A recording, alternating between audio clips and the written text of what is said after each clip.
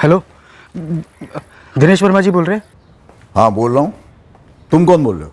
Aslam bag, 15,000 का इनाम रखे हमारे ऊपर। असलम बेग वांटेड है क्या तू? जी साहब।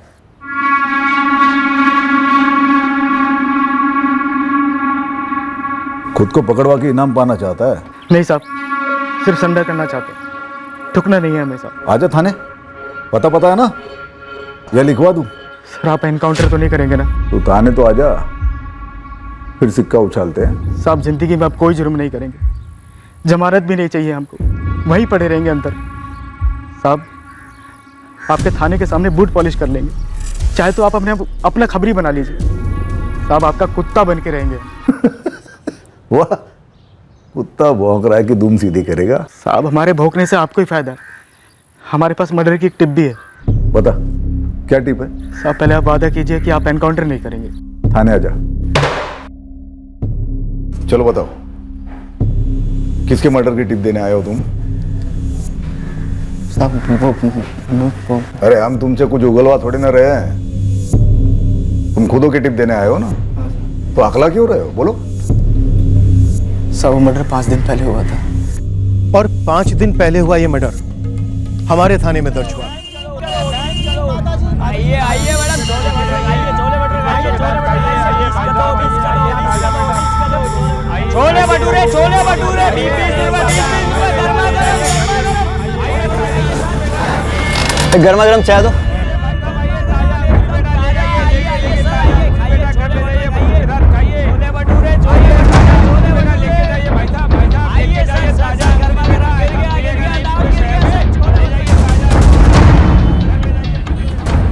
इतना याद रखना, गोली चलते ही बहुत टर्न मार के निकलना है। चेक करने की जरूरत नहीं कि जिंदा है मर गया है, इतना लोहा दागेंगे कि बचेगा नहीं। ये मर्डर एक खास माहौल में हुआ था। क्या ये माहौल इस कत्ल को अंजाम देने के लिए तैयार किया गया था या फिर इत्तेफाक से हुआ था? अचानक से उस शाम उस भरे बाजार में कुछ ऐसा हुआ जो आमतौर पर नहीं होता था।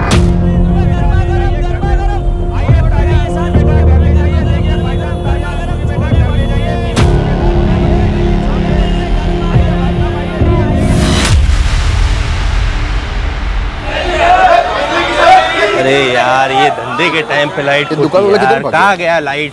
कल ही लिया था। आइए देखो मिल गया। अरे चंदर जी देख के फ्यूज तो नहीं उड़ गया कोई? अरे नहीं नरेंद्र भाई, ये सिर्फ अपनी दुकान का ही नहीं, पूरे बाजार का पावर ऑफ हुआ है। अरे साहब बिजली कब तक आएगी? देखिए बाजार में धंधे का टाइम अभी शुरू ही हुआ है। चाचा आज रात तो बिजली आने से रही, पूरा ट्रांसफार्मर उड़ गया है, 6-8 लोग लगे हुए ठीक करने में।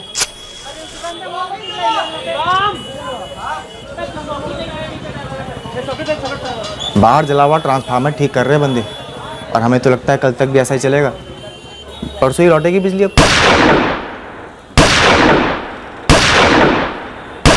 अरे क्या हुआ भाई? ये इस वक्त पटाखे कौन फोड़? पटाखों की नहीं है, गोलियों की आवाज है शायद। गोली गोली कहाँ चली भाई? अरे कौन चलाया गोली? गोली कहाँ चली? किधर चली गोली? अरे गोली कहाँ चली? किधर चली गोली? अरे गोली कौन चलाया भाई? अरे गोली कहाँ चली है? अरे कौन चलाया? अरे शर्मा जी किसी ने गोली मार दी। सही कर रहे हो अजय, क्राइम सीन सील करवा दो और फोरेंसिक को कल सुबह हैंड ओवर कर दो। त्रिपाठी शुक्ला तुरंत बाइक लेकर निकलो, मार्केट के बाहर जहां भी लाइट हो, सीसीटीवी लगे हो, तुरंत फुटेज निकलो। सर जहाँ तक हमें मालूम है मीनारगंज बाजार में तो किसी भी दुकान पर सीसीटीवी कैमरा नहीं है। अब हाल फिलहाल में किसी ने लगवाया हो तो पता नहीं, और बिना बिजली के वो भी किस काम का साहब? यहाँ बिजली आए दिन जाती है? नहीं साहब, आज अचानक से ऐसे पहली बार गई है। और साहब धनीराम जी ने फोन किया था बिजली विभाग में, बोल रहे थे कि ट्रांसफार्मर जल गया, रिपेयरिंग हो रही है। गोली चलने की आवाज के बाद किसने कोई बाइक जाने की आवाज सुनी? नहीं साहब, हड़बड़ी में हमने किसी चीज़ को ध्यान ही नहीं दिया, बस वो लाइट के उसमें लग गए थे हम लोग। अजय ये बिजली का अचानक से गुल हो जाना, ये इत्तेफाक था या प्लान? क्योंकि मर्डर तो सॉलिड प्लानिंग से हुआ है, अंधेरे में गोलियां चलाना और हवा हो जाना। सर मैं बिजली विभाग से बात करता हूँ। डेड ऑन अराइवल केस है।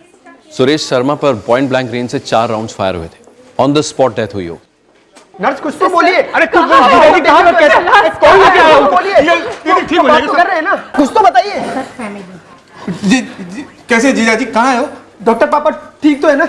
एक मिनट, आप लोग कौन? हम कैलाश, उनके साले, उनका बेटा, हमारी दीदी। देखिए, सुरेश शर्मा जी की डेथ हो चुकी है। उनको यहाँ लाने से पहले ही उनकी मौत हो चुकी थी। ये क्या बोल रहे हैं सर? हमको मिलना है जीजा जी से। कहाँ है जीजा जी? पोस्टमार्टम करना होगा, मर्डर का केस है ये। डॉक्टर आप फिर से देखिए, ये नहीं हो सकता डॉक्टर, आप ठीक से देखिए। देखिए वो अब नहीं रहे। दीदी, ये पहली, दूसरी, तीसरी और ये चौथी, 4 गोलियां। अंधेरे की आड़ में गोलियां चलाई गई, लेकिन बिल्कुल निशाने पर। Shoot to kill. कोई दो राय नहीं, पॉइंट ब्लैंक रेंज से 4 गोलियां सीने पर। अरे क्या हुआ भाई? डेफिनेटली ये कोई अंधेरे में चलाए गए तीर नहीं है। शायद ये अंधेरा इस कत्ल में भागीदार था, जिसने कातिल को रोशनी में नहीं आने दिया। गोली चलाने वाले को किसी ने नहीं देखा।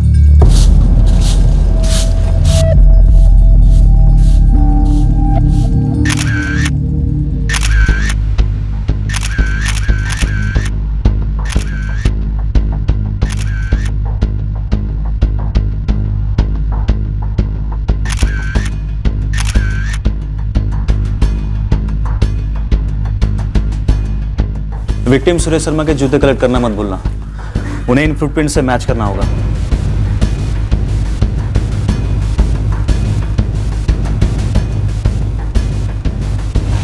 पूरा बाजार सदमे में है मैडम जी। बहुत इज्जत थी सुरेश जी की।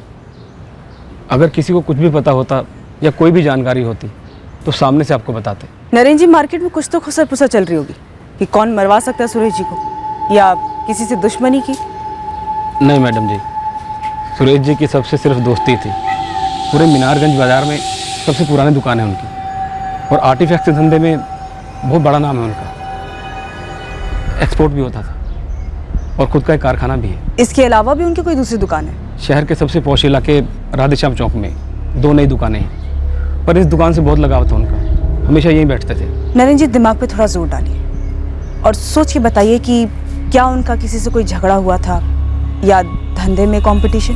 धंधे में तो कंपटीशन चलता ही रहता है, पर ऐसे कत्ल जैसा आज तक कुछ नहीं हुआ यहाँ पर। बस एक बात खटक रही है। क्या? यही कि कल रात अचानक बिजली चली गई और उन पर किसी ने गोलियां चला दी। मतलब ऐसा कैसे हो सकता है, वो भी भरे बाजार में? अरे सर जी, हमें कैसे पता चलता वहाँ कोई गोलियां चलने वाली है? दुबे जी, मेरा सवाल ये है कि ये जो मीनारगंज मार्केट की बिजली गई, ये अचानक लिया गया फैसला था या फिर पहले से प्लान था? मीनारगंज मार्केट के ट्रांसफार्मर में ओवरलोडिंग का बड़ा प्रॉब्लम चल रहा था, और आप तो जानते हैं बाजार में काफी लोग बिजली की चोरी भी करते हैं। पिछले 3 हफ्तों से ट्रांसफार्मर में हैवी फ्लक्चुएशन दिखाई देने लगी, और पिछले 3 दिनों से जब हमारी टीम जांच कर रही थी तब जाकर पता चला कि ट्रांसफार्मर का एक हिस्सा तो जल चुका है। तो बाजार में पहले से किसी को नहीं मालूम था कि बिजली जाने वाली है? हमारी टीम को भी कहाँ पता था। कल शाम को 6:30 बजे अचानक फैसला लेना पड़ा कि ट्रांसफार्मर बंद करके ही मरम्मत की जाएगी। आपकी टेक्निकल टीम जो 3 दिन से काम पर थी, मुझे सबकी सारी डिटेल्स भेजी। कमाल करते हैं सर जी आप भी। हम बिजली विभाग के कर्मचारी भी आप ही की तरह सरकारी नौकर है, अपनी ड्यूटी कर रहे हैं, और आप है कि हम ही पर शक कर रहे हो? दुबे जी, शक वक्त की बात तो भी बहुत दूर की है, हम बस थोड़ी बहुत पूछताछ करेंगे। आप जल्दी से डिटेल्स भेज दीजिए।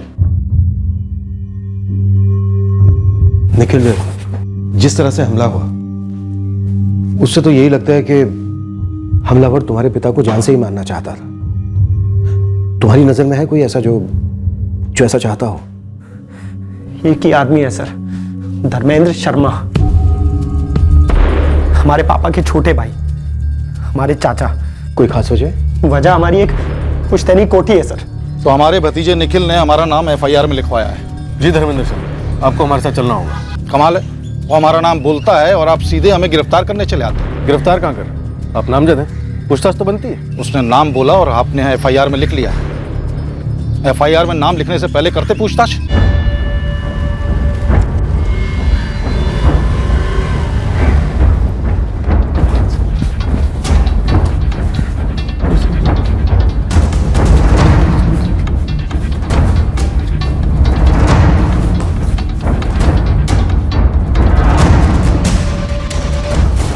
कि हमारे मामा जी जैसा कह रहे हैं वैसा कर दीजिए।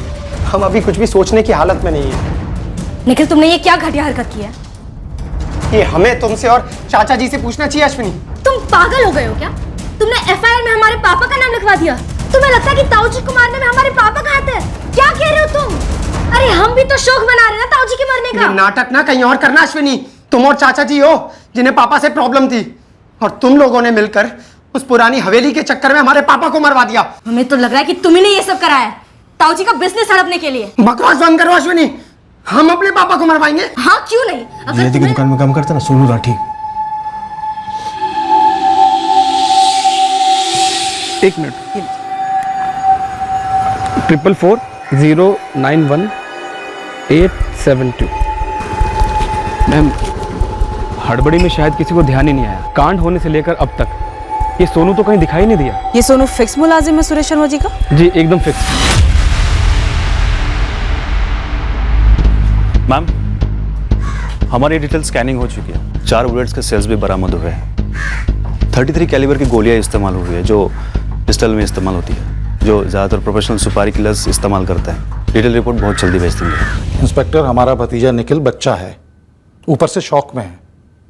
बोल गया होगा ना आप साहब, लेकिन आप लोग तो मजे हुए हैं, तजुर्बेकार हैं। धर्मेंद्र जी, हमारा तजुर्बा कहता है कि प्रॉपर्टी को लेकर भाई भाई का कत्ल करवा सकता है। तो आपको लगता है कि हमने अपने भाई को मरवाया, किसी को भेजकर, किसी से गोली मरवा कर? कौन मारेगा गोली? कोई गुंडा, कोई सुपारी लेने वाला ना। जरा सोचिए, माहौल देखिए सर। आपकी पुलिस फोर्स सुपारी लेने वालों को ढूंढ ढूंढ के पकड़ रही है। रोज अखबार में पढ़ते हैं हम, इतने सारे एनकाउंटर हो रहे हैं। तो आपको बेवकूफ लगते हैं कि ऐसे में किसी को सुपारी उपारी देंगे, वो भी अपने भाई को मरवाने के लिए? अब देखिए धर्मेंद्र जी, ये सुपारी शब्द आपकी तरफ से आ रहा है और ये बेकार की पूछताछ आपकी तरफ से हो रही है। अब हो ही रही है तो फिर जवाब भी देते जाइए धर्मेंद्र जी। हथियार आपने दिए थे? ये हथियारें खुद लेकर आए थे? क्या आपको पता था कि मिराजगंज मार्केट की बिजली गुल होने वाली है? आपको कोई टिप मिली थी? ये हथियारें गए कत्ल करने और बिजली गुल होना उनके लिए बोनस था। आप भी गए थे हथियारों के साथ? हम 10 बजे तक अपने मसाले की दुकान पे थे सदर बाजार में, और वहां कोई बिजली नहीं गई थी। करीब 9:30 बजे हमारे पास हमारी बेटी अश्विनी का फोन आया कि ऐसा ऐसा हो गया है। क्यों?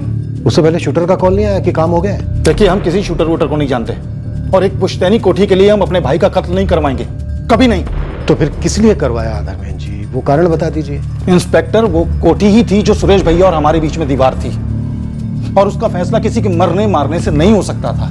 मामला कोर्ट में है और कोठी पे ताला पड़ा हुआ है।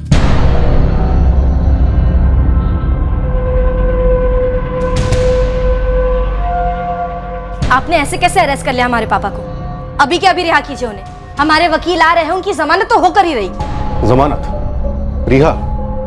इतना फास्ट फॉरवर्ड में क्यों जा रही हो अश्विनी? हम उनसे सिर्फ पूछताछ कर रहे हैं, अरेस्ट नहीं किया उन्हें। आप जबरदस्ती उन्हें घर से उठाकर यहाँ ले आए हैं। पूछताछ घर पर भी हो सकती थी ना। आपने ये ठीक नहीं किया। आप पर मानहानि का केस ठोक देंगे हम। एक क्रिमिनल की तरह ट्रीट करे हमारे पापा को। हमें पापा के पास ले जाइए, हमें मिलना है अभी के अभी। 2 साल पहले हमारे बाबूजी का देहांत हो गया, और अपने आखिरी वक्त में वो थोड़ा सठिया से गए थे, तो मरते वक्त गलती से उनके मुंह से निकल गया कि वो कोठी सुरेश भैया को जाएगी। और सुरेश भैया भी कोई दूध के धुले नहीं थे, अच्छी खासी पट्टी पढ़ाई थी हमारे बाबूजी को उन्होंने। धर्मेंद्र, उस दिन तुम हमारी बगल में खड़े थे, तुमने अच्छी तरह सुना था बाबूजी ने क्या कहा था। हमने तुरंत अपनी आपत्ति जताई थी कि यह नाइंसाफी हमारे साथ क्यों हो रही है। यह याद नहीं आपको? और ताऊजी, दादाजी की तबीयत खराब थी, उनकी याददाश्त कमजोर हो चुकी थी, हम सब जानते हैं। उनको तो शायद ये भी याद नहीं होगा कि उनके 2 बेटे हैं। अश्विनी, तुम तो तब वहां थी भी नहीं, और ये बात हम सब लोग बहुत अच्छे से जानते हैं कि दादाजी एक अरसे से चाचा जी से नाराज थे। निखिल, तू रहने दे। गलती से दादाजी ने क्या क्या दिया तो कोठी तुम्हारे पापा की हो गई। अपने आखिरी वक्त पे कोई ऐसी गलती नहीं कर सकता। कैलाश, और तुम जो गलती कर रहे हो हमारे घरेलू मामले में नाक घुसेड़ने की, उसका क्या? तुम सिर्फ सुरेश भैया के साले हो, हमारे परिवार का हिस्सा नहीं। कई सालों से बाबूजी तुमसे नाराज थे, कई मसलों को लेकर, और तुमने कोई कम कोशिश नहीं की उनका मन बदलने की। और आपने भी कोई कम कोशिश नहीं की उनके मन में जहर घोलने की हमारे खिलाफ। बकवास मत करो धर्मेंद्र, जो बाबूजी ने कहा बस वही होगा। बाबूजी की भाई मर्जी थी बरसों से। अगर बरसों से यही मर्जी थी तो अब तक वसीयत बन चुकी होती। और अदालत में जबानी बोली गई बातों के कोई मायने नहीं होते। अदालत? धर्मेंद्र, अदालत? तुम केस करोगे हमारे खिलाफ? सुरेश भैया, आप हमारे साथ नाइंसाफी करेंगे तो इंसाफ लेने कहां जाएंगे हम, बताइए? ताऊजी, हम कोठी आधी आधी बांट लेते हैं, सबका भला इसी में है, वरना हमें अदालत जाना पड़ेगा। सुरेश भैया के पास कोई सबूत नहीं था कि कोठी बाबूजी ने सिर्फ उनके नाम पे की थी, कोई वसीयत नहीं थी। 2 साल से कोर्ट में केस चल रहा है।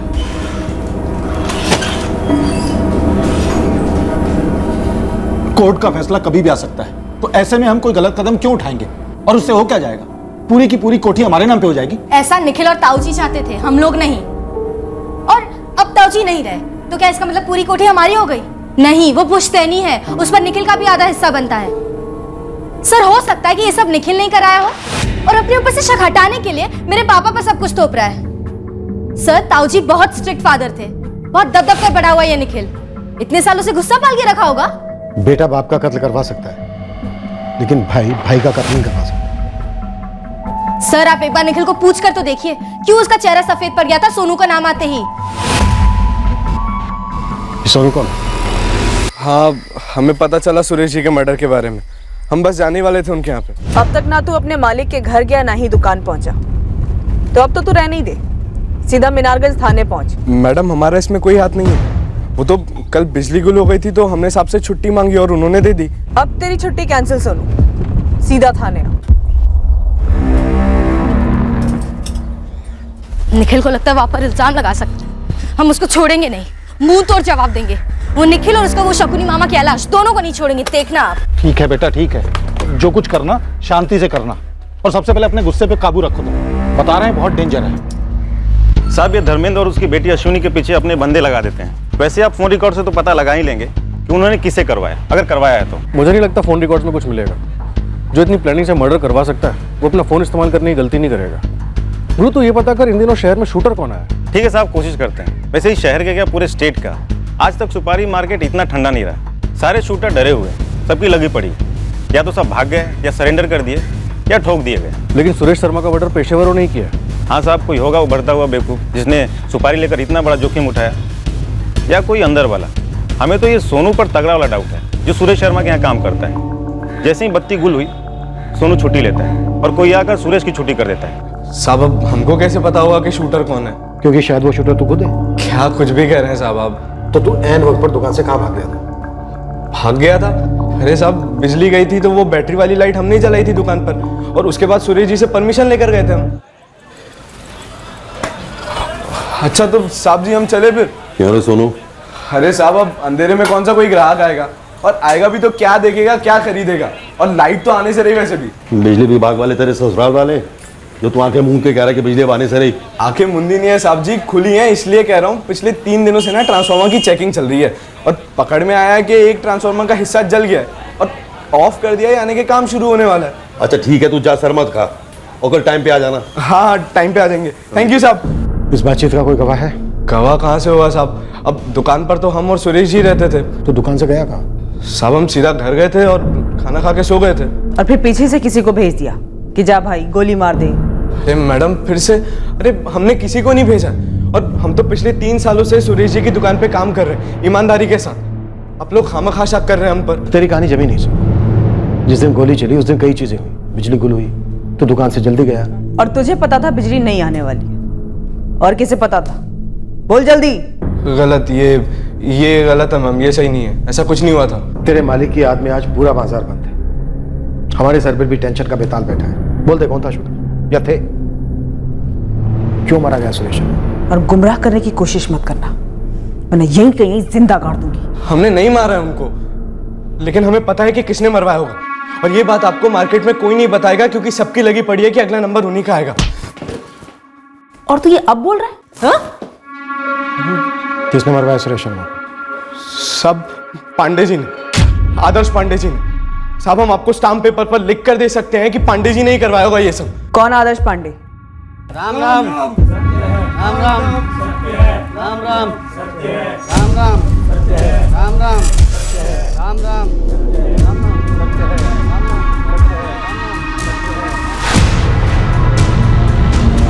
पांडे जी की भी मीनारगंज मार्केट में सुरेश जी जैसी दुकान है। पांडे जी को टक्कर तो थी सुरेश जी से धंधे में, और तो और सर, व्यापारी मंडल के इलेक्शन में भी खड़े हुए थे पांडे जी सुरेश जी के खिलाफ, और बहुत बुरी तरीके से हारे थे। खुन्नस खा के बैठे थे पांडे जी सुरेश जी से। सोनू अब तो पुड़िया बना के फेंक रहा है, बुरी तरह पिटेगा। नहीं साहब, भगवान कसम हम झूठ नहीं कह रहे हैं साहब। और हम क्यों मरवाएंगे साहब को? और किसका साथ देंगे हम ऐसे ओछे काम में? बिजली गई थी तो हो सकता है कि पांडे जी को मौका मिल गया होगा, उनने भिजवा दिया होगा किसी को और पता कर लिया होगा कि हम भी नहीं है दुकान पर। अगर हम होते दुकान पर तो कुछ नहीं होता सुरेश जी को। अगर आप लोगों को अब भी यकीन नहीं है तो आप खान साहब से पूछ सकते हैं।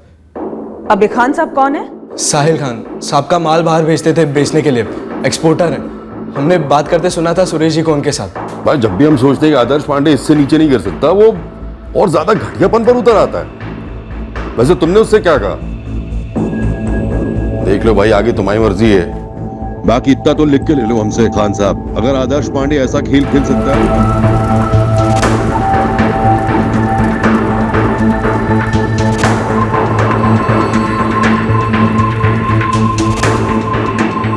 आदर्श पांडे को उठाओ, लेकिन इस सोनू पर भी 24 घंटे नजर रखो, ये कहीं भाग ना पाए।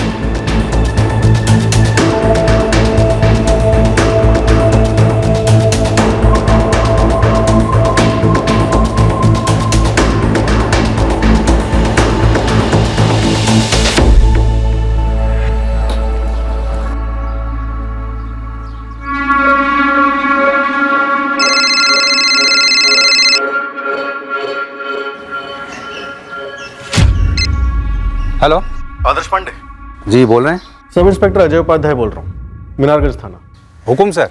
पुलिस थाने आ सकते हो अभी? ये सुरेश भाई के मामले को लेकर? जी, सुरेश शर्मा के मर्डर को लेकर। हाँ हाँ बिल्कुल आ सकते हैं।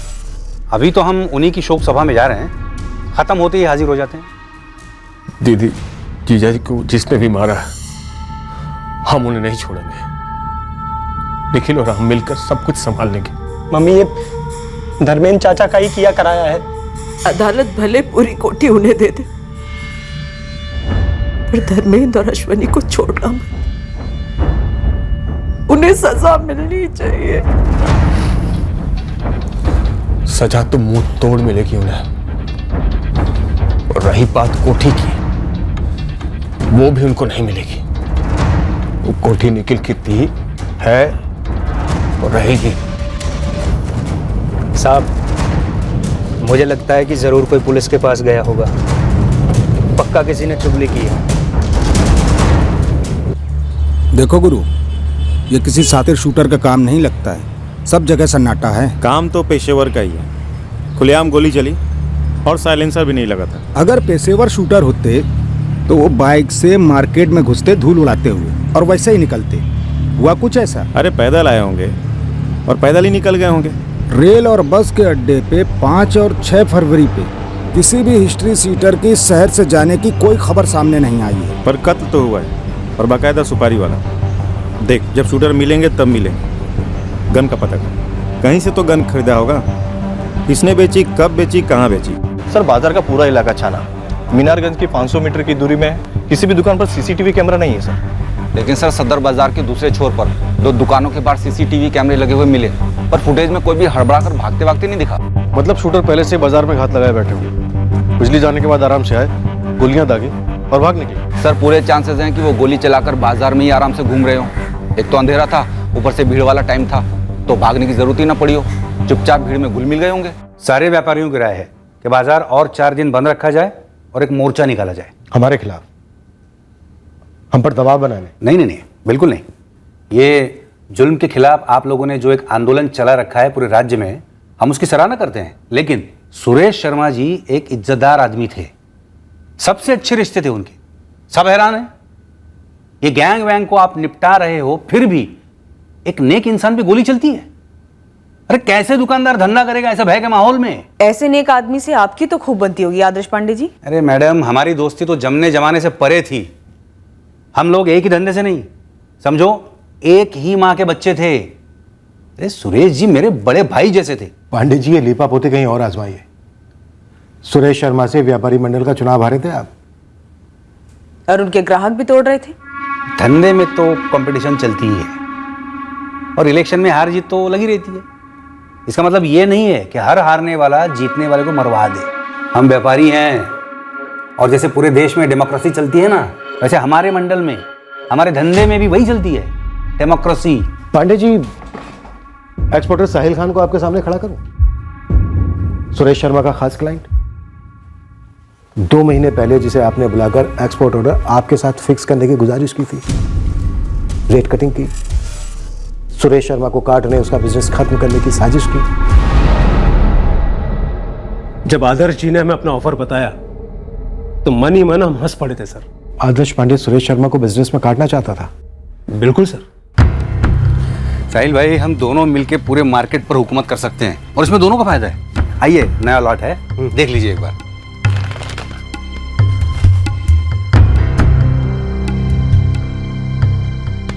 दस टका कम।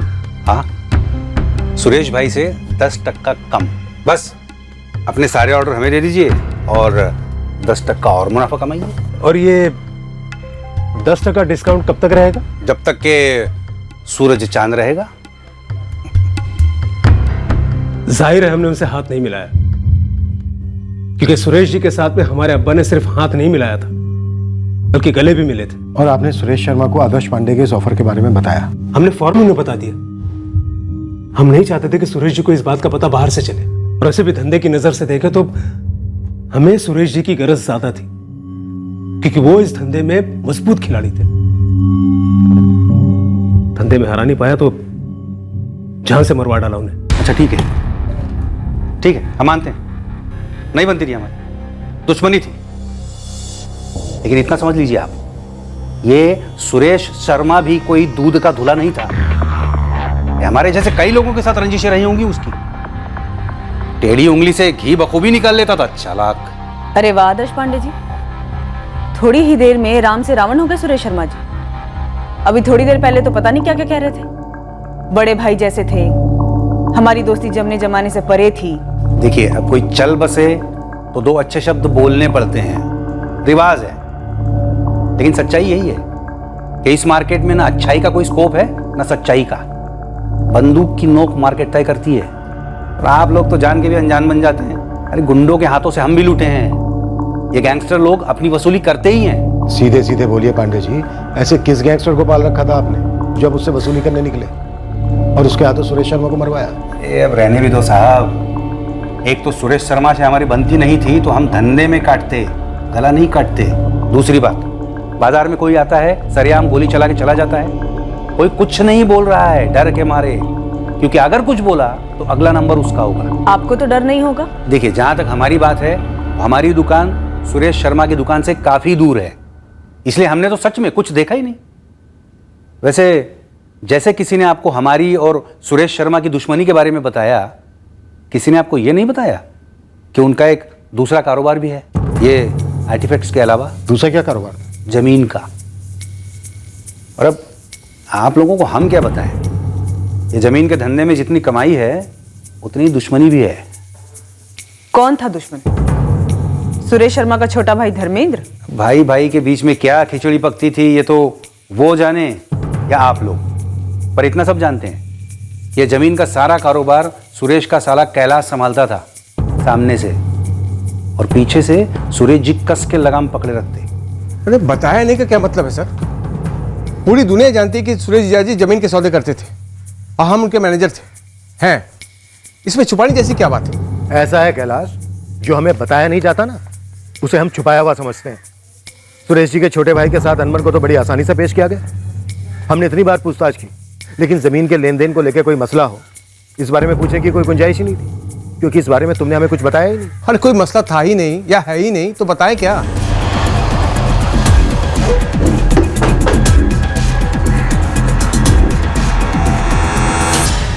सर वैसे तो सारा काम कैलाश जी ही संभालते हैं। सुरेश जी तो बस दोपहर में आते, ठीक 2:30 बजे, और 5 बजे तक निकल जाते। हमें पता चला है कि कैलाश और उसके जीजा सुरेश के बीच कुछ अनबन थी। सर देखिए, हमको यहाँ पे सिर्फ 4 महीना ही हुआ है सर, हमको इस अनबन के बारे में भला क्या पता होगा सर। मतलब अनबन थी, पर क्या थी, क्यों थी, ये तुम्हें नहीं पता? सर हमको कुछ नहीं पता है सर। आप उस मंगल से बात कीजिए ना, वो मंगल अग्रवाल। कौन है मंगल अग्रवाल? हम उसी की जगह पर आए हैं। 4 साल से मंगल ही कैलाश जी और सुरेश जी के साथ यहाँ काम कर रहा था। कहाँ मिलेगा मंगल? उसका नंबर है? निखिल, तुमने बताया नहीं कि तुम्हारे पापा और तुम्हारे मामा के बीच में मनमुटाव था? मैडम, जब कुछ पता ही नहीं था तो क्या बताता, और मामा जी तो घर के हैं, हर मुश्किल में साथ खड़े रहे हैं। वो मर्डर करवा सकते तुम्हारे पापा का?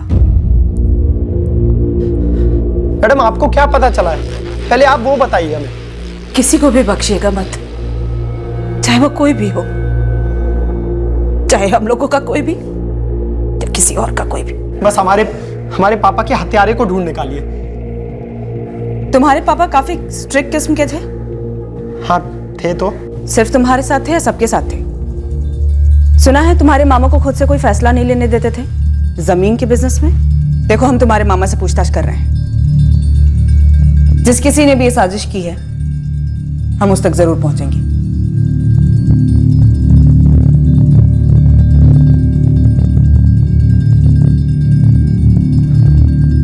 मम्मी, हमें नहीं लगता ये कैलाश मामा का कराया हुआ है। दरअसल उन्हें ना इस समय घसीटने की कोशिश की जा रही है। अश्विनी,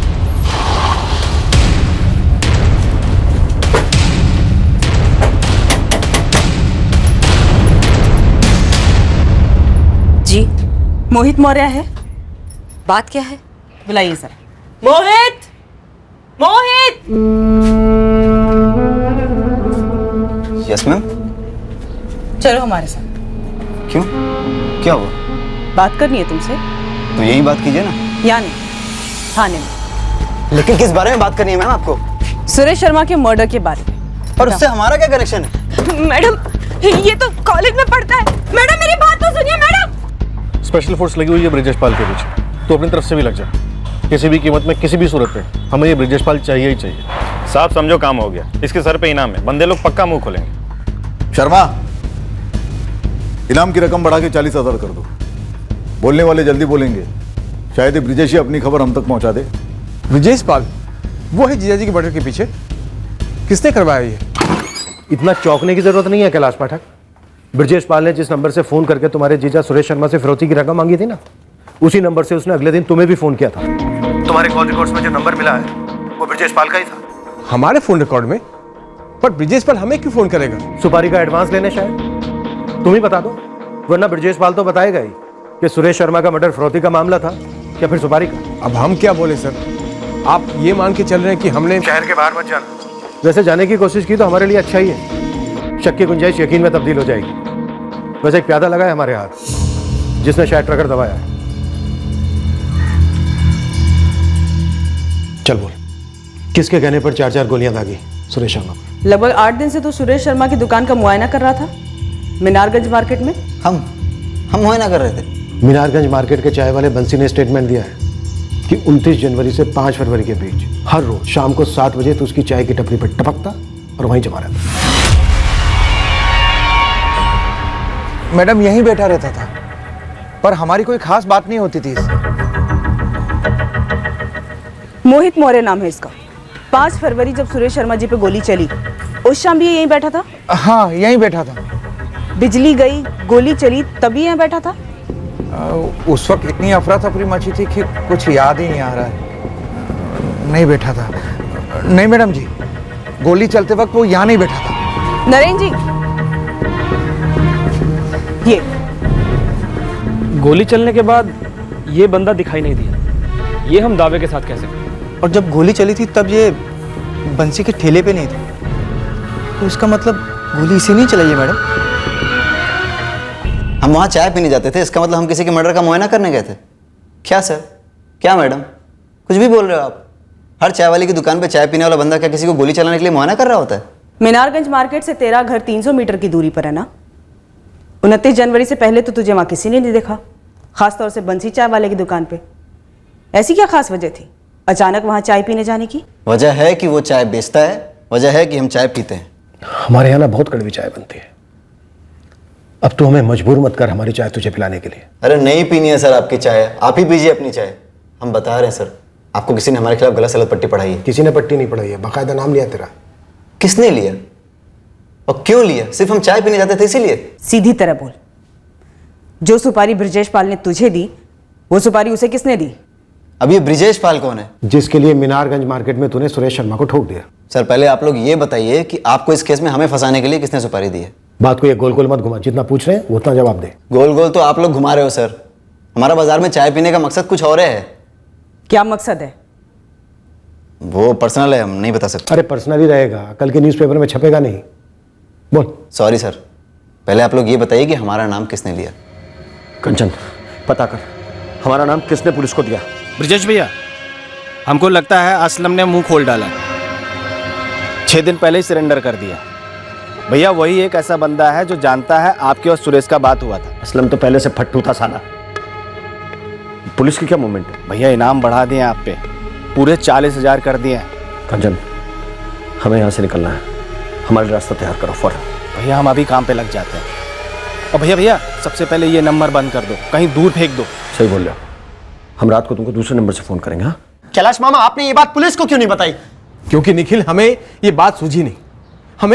हमें ये बात सूझी ही नहीं कि ब्रिजेश पाल इसके पीछे हो सकता है। दीदी आप तो ऐसी शक की नजर से हमें ना देखिए। देखिए हम दावे के साथ कह सकते हैं कि चाल चल रहा है। हम मानते हैं कि ब्रिजेश पाल ने हमको फोन किया था। क्यों किया था? अरे यही बात तो इससे हमने पूछा। अरे हमें क्यों फोन कर रहे हो भाई? हम कहां से पैसे देंगे तुम्हें? कैलाश, तुमसे कौन मांग रहा है पैसा? पैसा तुम्हारे जीजाजी के पास है, उनसे निकलवाओ। हमसे ये नहीं होगा, और हमसे क्या, किसी से नहीं होगा कि जीजाजी से पैसे निकलवाए। तुम्हें यकीन नहीं होता ना तो तुम उन्हीं को फोन कर लो ना। सब उन्हीं के हाथ में है, हमारे हाथ में कुछ नहीं है। डरका रहे हो बेटा हमको? मतलब साला माहौल क्या बदला, तुम लोगों के तेवर बदल गए? अरे कोई तेवर नहीं बदले भाई, हमारे हाथ में कब क्या था फैसला लेने जैसा। और आपने ये भी बताना जरूरी नहीं समझा कि ब्रिजेश पाल ने पापा को ही फोन किया। क्या पापा ने मना किया था पैसे देने से? हमें नहीं मालूम कि ब्रिजेश ने जीजाजी को फोन किया था या नहीं। हमें तो पुलिस ने बताया, तब हमको ध्यान आया। और लेकिन हमें लगता है कि ब्रिजेश ने हमें और जीजाजी को खुद से फोन नहीं किया होगा। उसके पीछे वो जीजाजी के भाई धर्मेंद्र और अश्विनी, उसने करवाया होगा। एक जीजाजी को मरवाने और दूसरा हमें फंसाने। लेकिन कैलाश, ये बात तुमने खुद नहीं बताई, ना हमको ना पुलिस को। हाँ नहीं बताई दीदी, क्योंकि हमको ये बात सूझी ही नहीं कि ये बातें जुड़ी हुई है आपस में। एक फिरौती लेने वाला पापा पर गोली चलने के 2 हफ्ते पहले उन्हें फोन करता है और उसके ही अगले दिन आपको फोन करता है, और इतनी बड़ी बात आपको सूझी ही नहीं। देखो निखिल, हम दीदी की कसम खा के कहते हैं कि हमारा कोई हाथ नहीं है इसमें। देख मोहित, जब तक तू हमें ये नहीं बताएगा कि पिछले 1 हफ्ते से तू चाय वाले बंसी के ठेले पर क्यों बैठ रहा था, तू यहां से बाहर नहीं जा पाएगा। सर, एक लड़की है। चल सुना कहानी। कहानी नहीं, सच है सर। हम उसे गर्लफ्रेंड बनाना चाहते हैं। प्यार हो गया उससे।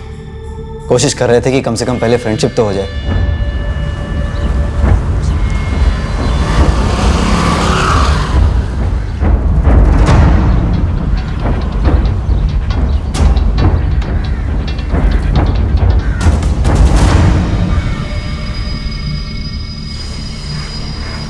हम ड्रॉप कर दें आपको घर? गीता, गीता, गीता, हमारा नाम मोहित है। हम सीताराम कॉलेज में 3rd ईयर बीएससी में पढ़ते हैं। गीता सुनो, गीता, गीता, गीता नाम है उसका। मिनारगंज मार्केट में रहती है वो। हम उसे देखने उसकी नज़र में आने के लिए वहां बैठते थे।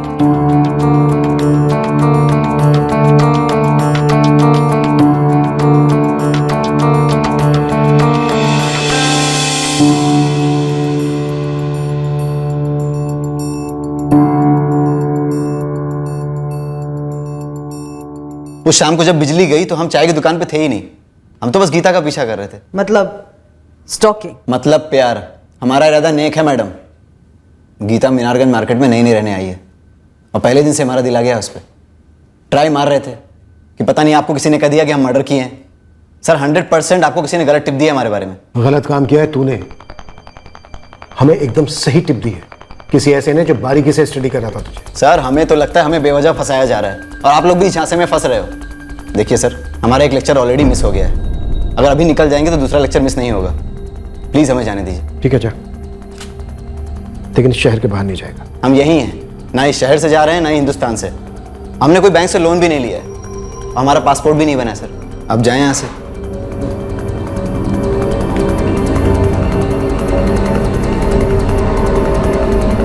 और मैडम, आपने जो स्टॉकिंग की बात कही थी ना, उससे हमें आपत्ति है, क्योंकि हमें लगता है गीता अब हमें लाइक करने लगी है। हमारी दोस्ती की शुरुआत हो सकती है। बस आप लोग हमारे बारे में गलत सलत खबर मत फैला देना, नहीं तो हमारा सारा इंप्रेशन खराब हो जाएगा और बनती लव स्टोरी बिगड़ जाएगी। अब तेरा लेक्चर मिस नहीं हो रहा है जो प्यार पे हमें लेक्चर दे रहा है। सर, जिस किसी ने भी हमें इस मोहित के बारे में टिप दी है वो जरूर मीनारगंज मार्केट का लोकल होना चाहिए, जो ये जानता है कि मोहित वहाँ रोज आता है। जिस नंबर से हमारी कॉल लाइन पर ये मोहित वाली टिप देने के लिए कॉल आया था, सुशील से कहो उस नंबर की डिटेल निकाले और इस मोहित मौर्य की भी डिटेल को भी निकलवाओ। असल मैं इस गीता से भी बात करती हूँ। अरे कुछ नहीं है माँ, तुम टेंशन ना लो, हम ठीक है। हाँ अभी कॉलेज जा रहे हैं, घर आके बताते हैं सब आपको। ये देखिए मैडम, ये रहा पीसीओ का नंबर है जहाँ से कॉल आई थी मोहित की टिप वाली। इस पीसीओ का एड्रेस निकलवाओ, पहुंचो पीसीओ के मालिक तक, पूछो कि कौन था वो जिसने वो कॉल किया था। सर, धर्मेंद्र शर्मा और उसकी बेटी अश्वनी के फोन रिकॉर्ड्स में शक करने जैसा कुछ भी नहीं मिला, जैसे कि एक्सपेक्ट किया था। इन दोनों का ब्रिजेश पाल से कोई भी कनेक्शन नहीं बन रहा। स्पेशल फोर्स की ब्रिजेश पाल पर क्या प्रोग्रेस है? लगे हुए हैं सर, इनाम 25 से 40 हज़ार कर दिया है। सर मुझे ये कैलाश पाठक, सुरेश का साला, इसका कोई झोल लग रहा है। झोल में बुबाल लाने का वक्त आ गया है अजय। सुरेश शर्मा की स्टेट एजेंसी पे पहले का वर्कर कौन था जिसने कैलाश और सुरेश के रिश्ते के बारे में बताया था? मंगल अग्रवाल। इस मंगल अग्रवाल और कैलाश दोनों को आमने सामने बढ़ाते हैं।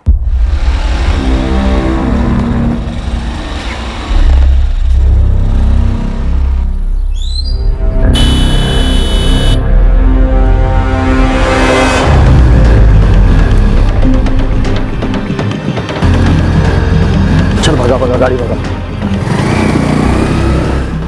आप लोग सिर्फ हमारा नाम ही नहीं, हमारी जिंदगी भी बर्बाद कर रहे हैं। हमारे अपनों को भरोसा गवा रहे हैं हम। सर, सुरेश अपनी जान गंवा चुका है। बैठो कैलाश। लेकिन सबूत नाम की चीज नहीं है आपके पास कि हमने ही जीजाजी को मरवाया।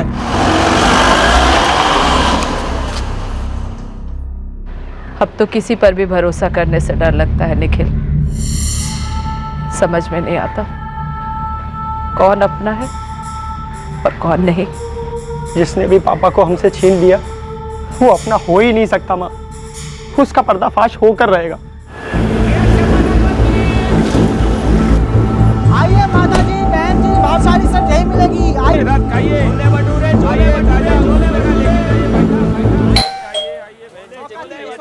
जी, गीता है घर पे? पुलिस आई है गीता। क्या बात करनी है पुलिस को तुझसे? मुझे कैसे पता होगा माँ? गीता, तुम किसी मोहित मौर्य नाम के लड़के को जानती हो क्या? नहीं, हम किसी मोहित मौर्य को नहीं जानते। ये है मोहित मौर्य। ये लड़का कौन है गीता? हमें नहीं पता माँ। मैडम, इसे हमने मार्केट में देखा है और एक बार इसने हमारे कॉलेज के बाहर। दिनेश, अभी के लिए हम इसे अरेस्ट नहीं दिखाने वाले हैं, बाद में देखते हैं जरूरत पड़ती है तो। साहब, लेकिन साहब थैंक्स साहब, वेलकम।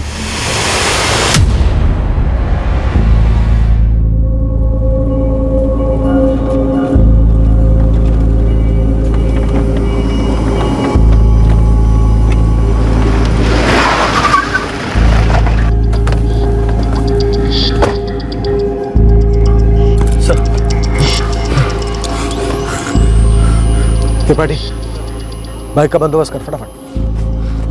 बाइक क्यों साहब? अरे इंतजार कर, सब्र कर थोड़ा। पहले बाइक आएगी, फिर तू उस पर भागेगा, उसके बाद हम बाइक में पेट्रोल डालेंगे। शुक्ला, हथकड़ी खोल दो इसकी। साहब, आप जो पूछेंगे हम बताने को तैयार हैं। हम आपके हाथ जोड़ते हैं साहब। सुरेश शर्मा का मर्डर किसके कहने पर करवाया? शूटर कौन था या थे?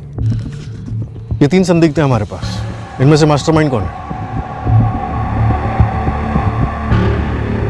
साहब, इनमें से कोई एक नाम बोलेंगे, आप हमें छोड़ देंगे। पूरी केवाईसी इधर ही करेंगे, फिर देखेंगे। सर जी, त्रिपाठी बोल रहा है बाइक नहीं मिल रही, स्कूटर चलेगा क्या? अरे साइकिल भी चलेगी, हमें कौन सी रेस लगानी है? अरे साहब, हमने फोन किया था साहब, सुरेश शर्मा को फोन किया था और उसके साले को भी फोन किया था साहब, लेकिन ऐसा पहली बार नहीं हुआ साहब।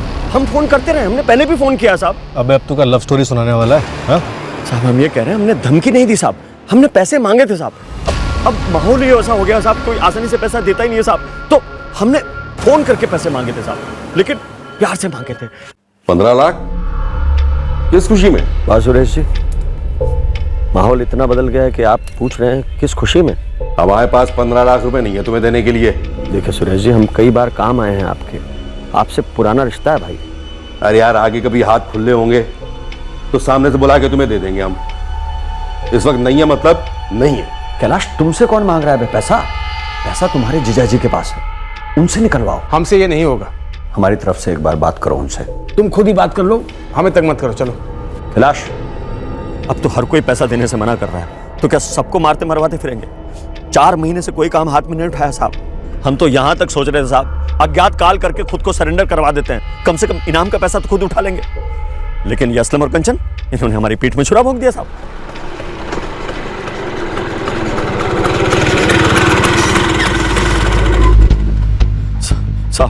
साहब हम सच कह रहे हैं साहब, हमें किसी ने सुरेश शर्मा के मर्डर की सुपारी नहीं दी साहब, नहीं हमने खुद से उसे मारा है साहब। और आप सोचिए हमें क्या मिलता मर्डर करके साहब। हमने ऐसे मर्डर किया होता, हमने सुपारी ली होती तो इतनी आसानी से गोभी के फूल की तरह आपके हाथ लग जाते हम।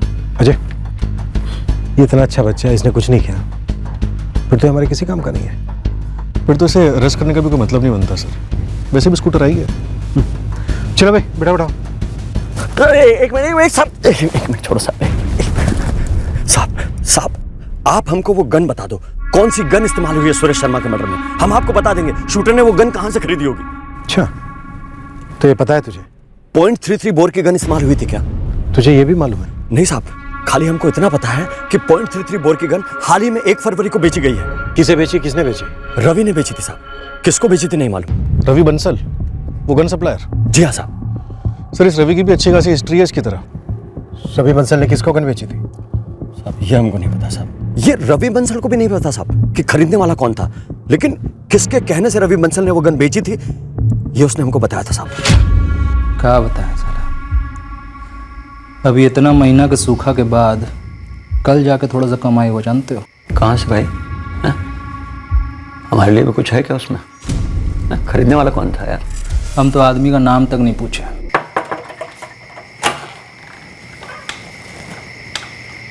तौफीक ने बेचा वो 1.33 बोर की गन और 6 गोलियां चाहिए। और तौफीक कहाँ अभी? गधे की शादी में गया।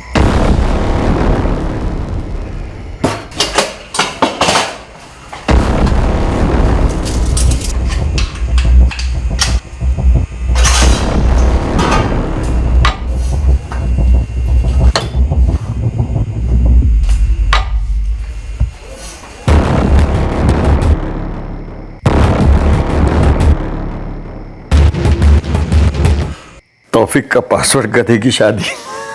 अरे भैया, मालूम कैसे चलेगा ऐसे माहौल में कि कौन साला ग्राहक है, कौन पुलिस का भेजा हुआ यमराज है। अच्छा एक बात बताओ, गेम बच किसका रहा है? मतलब कुछ सुन पाए हो? ऐसे माहौल में ना आँख, नाक, कान, मुंह सब बंद रखने में भलाई है। अरे बोल तो रहे हैं, खरीदने वाले का नाम तक नहीं पूछे। सर पक्का वही गन इस्तेमाल हुई है सुरेश शर्मा के कत्ल में, क्योंकि अभी 3 दिन पहले रवि खोली खाली करके गायब हो गया। हम गए थे उसके घर पूछने कि इस केस में असलम ने हमारा नाम आगे क्यों किया। ये तौफीक कौन है जिसके कहने पर रवि बंसल ने उस आदमी को गन बेची? तौफीक हिस्ट्री शीटर है साहब। तौफीक गधे की शादी में गया है, क्या मतलब है इसका? तौफीक जेल के अंदर गया। तौफीक का पूरा नाम क्या है? तौफीक पठान, उसका एक जोड़ीदार भी है अमित जायसवाल, दोनों अंदर है साहब। किस केस में? कोई केस नहीं है साहब। अभी 3 महीने पहले जब से आपके लोगों ने धरपकड़ शुरू की है, हमारे लोगों की लाशें बिछाना शुरू की है, दोनों ने खुद को सरेंडर कर दिया। कहाँ सरेंडर किया? काली माता पुलिस चौकी साहब।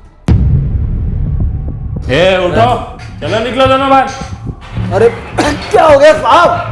अरे हम लोग ठीक है, खुश हैं यहाँ पर। हाँ साहब, हमको जमानत वमानत नहीं चाहिए। अबे जमानत नहीं हो रही है तुम्हारी, गधे की शादी का मुहूर्त निकला है, बाराती हो तुम दोनों, भूल गए क्या?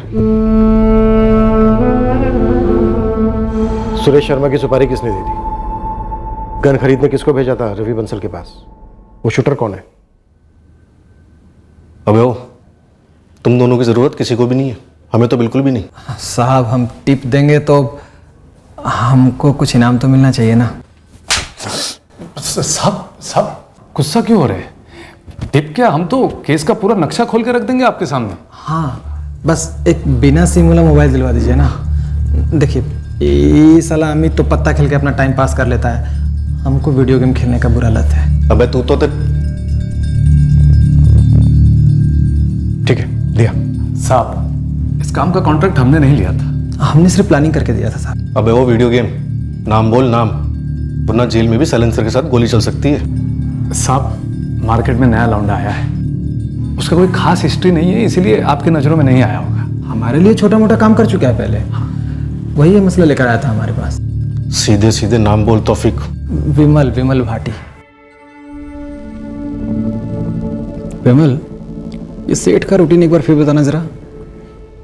सिंहपुर अपने घर से निकला, सुरेश शर्मा अपनी फैक्ट्री गया नॉर्थ एंट्रेंस पर, और इसके बाद वहाँ से राधे श्याम चौक वाली दुकान पर, और फिर दोपहर में आउटर सिटी अपने रियल एस्टेट के ऑफिस में, और वापस शाम में मीनारगंज की दुकान पर। राधे श्याम चौक कैंसिल, क्योंकि वो पॉश एरिया और वहाँ हर जगह सीसीटीवी कैमरा गिद्ध की तरह मंडराते रहते। सुरेश शर्मा के प्रॉपर्टी वाले ऑफिस के बाहर भी सीसीटीवी कैमरा है। मेरे ख्याल से मीनारगंज ही सही रहेगा। हमने एक बार वहाँ का मुआयना किया, हमें कोई सीसीटीवी दिखी नहीं अभी तक। वहीं ठोक दे, भीड़ भी बहुत होती है और खिसकना भी आसान है। दुकान में एक और बंदा है, उसका हेल्पर। तो थोड़े और पैसे ले ले और उसको भी ठोक दे। हमारी जुबान में ऐसे बंदे को मजबूरी का मुर्गा कहते हैं। ठीक है अमित भाई, लेकिन तौफीक भाई वो गन भी चाहिए होगी। साहब विमल को हमने गन सप्लायर रवि बंसल के यहाँ भेजा था, वहीं से गन लिया होगा विमल ने, क्योंकि गोली चली थी ना। विमल भाटी को सुपारी किसने दी थी? कुछ पर्सनल था ऐसा बता रहा था विमल। क्यों उम्मीद? हाँ, वो रियल एस्टेट एजेंसी है ना सुरेश शर्मा की, उसी का कुछ मामला था।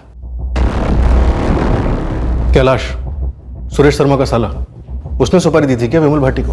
कैलाश, यही नाम लिया था क्या विमल ने? वो ठीक से याद नहीं है साहब। मीनारगंज मार्केट में बिजली गुल करने का आइडिया तुम दोनों का ही था? नहीं तो क्या विमल भाटी ने खुद से बिजली गुल कर दी थी? पता नहीं साहब, लेकिन उसने अगर किया हो तो उसको मेडल मिलना चाहिए हमारी सुपारी बिरादरी से। क्यों? विमल भाटी का फोटो है तुम्हारे पास? कहाँ से होगी साहब, मोबाइल होता तो बात बनती थी, इसलिए तो कह रहा था कि मोबाइल मिल जाता तो। विमल भाटी कहाँ मिलेगा? गोली तो 2-2 महीने में बदल लेता है साहब। हाँ, लेकिन चाय पीने वो एक जगह हमेशा जाता है, गफूर भाई की चाय की दुकान पर, वो हरिश्चंद्र मोड़ पर। सर इस गफूर चाय वाले के फील्डिंग लगा देता हूँ। कैलाश पाठक को भी उठा लो, हमेशा कहता रहता है मेरे हाथ में कुछ नहीं है, मेरे हाथ में कुछ नहीं है। दिखाते हैं इसको कि हमारे हाथ में डंडा है और पैरों में जूते। अरे बस भी करो सर, बार बार हमें उठाकर हॉट सीट पर क्यों बिठाते हैं आप? इस बार हॉट सीट पर नहीं, तवे पर बिठाएंगे तुझे, और उसके बाद तंदूर के अंदर। अरे सर, लेकिन हम आपको पहले बता चुके हैं कि हमने। जी, मैं वहाँ पीछे स्कूटर पे बैठी रहूंगी। जैसे ही वो विमल भाटी आता है यहाँ पे चाय पीने, तो वहाँ सड़क पे बढ़ के एक प्याली चाय गिरा देना। ठीक है, लेकिन 2 दिन से वो यहाँ आया नहीं है विमल। कोई बात नहीं, हम वेट करेंगे।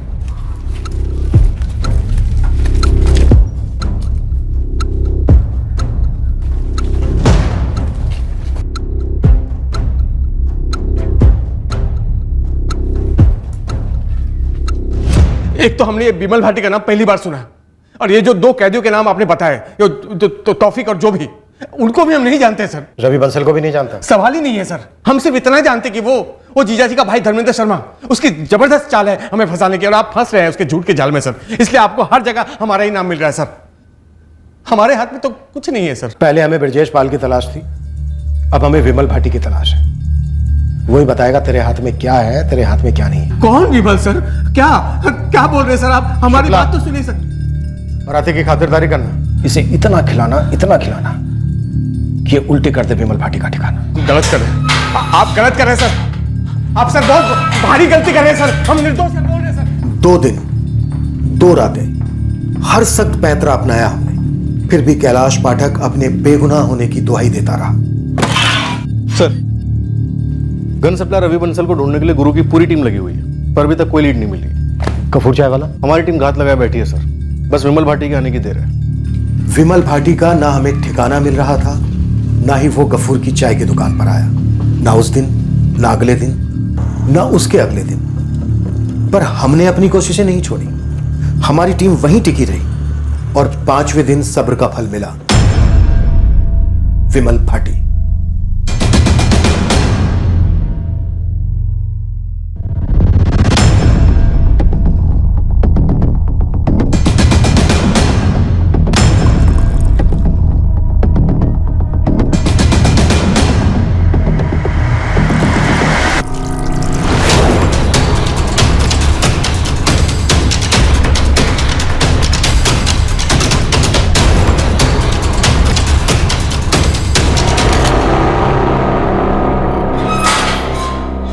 विमल भाटी उस शख्स का नाम लेने जा रहा था जिसके लिए उसने सुरेश शर्मा का कत्ल किया। जब विमल ने वो नाम लिया, हम सब दंग रह गए। जो शख्स सुरेश शर्मा की हत्या करवाना चाहता था, उसने पूरी साजिश बारीकी से रची थी। उसने विमल भाटी के साथ पूरे मीनारगंज मार्केट का 3-4 दिन मुआयना भी किया था। कत्ल की रात को पूरे मीनारगंज मार्केट में बिजली जाना महज एक इत्तेफाक था। इतना याद रखना, गोली चलते ही बाउट टर्न मार के निकलना है। चेक करने की जरूरत नहीं कि जिंदा है मर गया। इतना लोहा दागेंगे कि बचेगा नहीं। जब विमल भाटी ने सुरेश शर्मा पर 4 गोलियां चलाकर उसे ढेर कर दिया, तब इस कत्ल का मास्टरमाइंड विमल भाटी के बगल में ही खड़ा था। बाजार में छाया अंधेरा शूटर और मास्टरमाइंड दोनों के लिए एक तरह से मददगार साबित हुआ। वो आसानी से उसी रास्ते से निकल गए अंधेरे में जहां से वो आए थे। इस कत्ल का मास्टरमाइंड पूरी इन्वेस्टिगेशन के दौरान कई बार हमारे सामने आया, पर हमने उस पर रत्ती भर का शक नहीं किया था।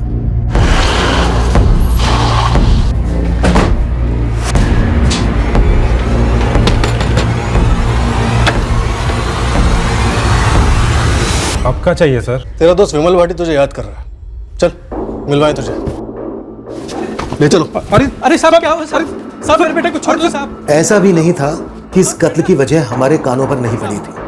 वजह कैलाश पाठक ने बातों बातों में बता दी थी कि 6 महीने पहले इसने हमसे लोन लिया था 1.5 लाख का, जो अभी तक लौटाया नहीं है।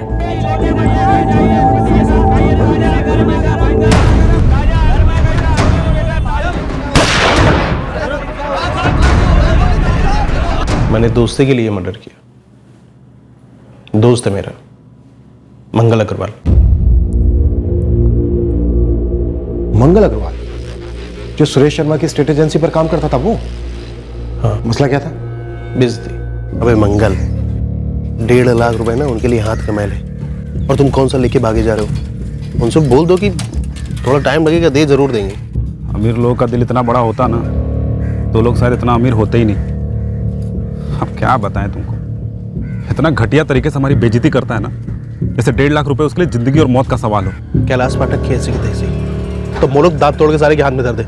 हम कैलाश पाठक से लोन लिए, वो तो हमको हक से गाली सुनाता ही है, लेकिन वो साला सुरेश शर्मा, उसका कोई लेना देना नहीं है उस लोन से, लेकिन वो भी हमको उल्टा सीधा सुनाता है। दम नहीं था तो लोन लिया क्यों? साले तूने बोला था 3 महीने में लौटा देगा सूद समेत, 4था महीना हो गया है, एक पाई नहीं लौटाई तूने। अरे मालिक, बहन की शादी के लिए हम लोन लिए थे, अब अचानक से लड़के वाले सब डिमांड बढ़ा दिए, इसलिए सब गड़बड़ हो गया। शर्म नहीं आती तुझे बहन को आगे करते हुए, साले नमर्द की औलाद। अरे सेठ जी गाली काहे दे रहे हैं? शुक्र कर जूता नहीं उतारे अभी तक। हमारे पैसे नहीं मिले तो नंगा करके बाजार में बिठा देंगे तुझे। लोन दिया था तुझे, खैरात नहीं। ये छोटे लोग समझते हैं हमारे पैसों के पेड़ हैं, जैसे आम चुराते वैसे पैसे चुराएंगे ये लोग। अबे घूर क्या रहा है कमीने, एक एक पैसा वसूलेंगे हम तुझसे। चल निकल यहां से, दफा हो। क्यों नहीं बुलाया जीजा जी को? कैलाश जी, हम आपसे लोन लिए थे ना, तो फिर सुरेश जी को बीच में घसीट के हमारी इतनी बेइज्जती काहे करवा रहे हैं? वो 1.5 लाख हमारे अपनी जेब से नहीं आए थे, वो जीजा जी के पैसे हैं, और तू पैसे लौटा नहीं रहा है, इसलिए अब तक हम गाली खा रहे थे, अब तू डायरेक्ट खा। कल तो हद ही हो गई विमल, वो साले सुरेश ने हमारे बाबूजी को ऑफिस में बुला लिया। क्यों मैं संतोष, बेटी की शादी करने की हैसियत नहीं थी तो थोड़ा इंतजार कर लेता, या फिर अपनी औकात के हिसाब से लड़का ढूंढता कोई। मालिक, मंगल बता चुका है आपको, आखिरी वक्त में लड़के वालों ने। अबे सुन चुके हैं बकवास हम पहले भी। कल को लड़के वाले फिर कोई मांग करेंगे और मंगल झोली फैलाता हुआ आएगा हमारे पास। तू मंगल को बोल, जब तक हमारे पैसे लौटाता नहीं है घर के कागजात गिरवी रख दे, वरना केस कर देंगे दोनों बाप बेटे पर। हमने गुस्से में नौकरी छोड़ दी तो हमारे पीठ पीछे हमारे बाबूजी को बुला के उनकी इतनी बेइज्जती की है, जी तो करता है साले को बीच रास्ते में बुला के ना जूते से मारे। जूता नहीं, गोली। बात तुम तक थी तो ठीक थी, बाबूजी की बेइज्जती, वो भी साला सिर्फ 1.5 लाख रुपए के लिए। अबे ठोकना तो बनता ही है। मंगल पैसा लौटा देता साहब, पर नहीं, गिद्ध के जैसे उसके पीछे पड़े थे। 1-1 लाख रुपए के 2-2 मोबाइल लेकर चलते हैं, 10-10 हजार रुपए का बिल पड़ता था होटलों में बिना डकारे, और सिर्फ 1.5 लाख रुपए के लिए उनकी जान निकली जा रही थी। तो हमने भी जान निकाल ली साले की। उनसे बेहतर हैं हम, सच बता रहे हैं आपको। गन और गोली का पैसा ना अपनी जेब से भरा है। मंगल अग्रवाल ने अपना जुर्म कबूल किया। उसी ने विमल भाटी के साथ मिलकर सुरेश शर्मा की हत्या की साजिश रची थी। सुरेश शर्मा की हत्या क्यों हुई यह जानकर उनके परिवार को काफी शौक लगा। जो 1.5 लाख रुपए आने बाकी थे, उन पैसों के बिना उनकी जिंदगी में कोई फर्क नहीं पड़ रहा था। बस सुरेश शर्मा की जान जाने से जो उन्होंने खोया, उसकी कोई कीमत नहीं लगाई जा सकती।